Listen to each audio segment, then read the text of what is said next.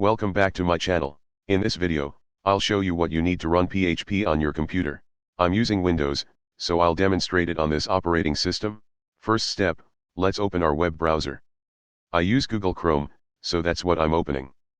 As the second step, type in the search bar XAMPP. This is a commonly used tool for Windows, but you can see that there are options for Linux and OS systems as well.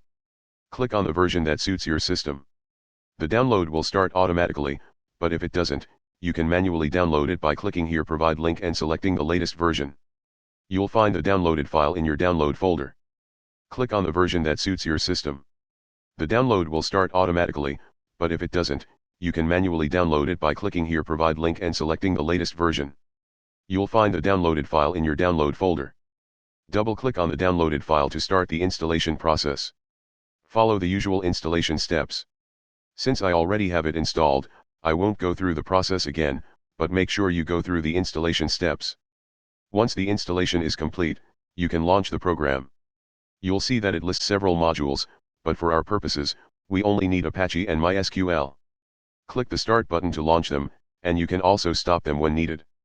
With this, you've set up the environment necessary for running PHP.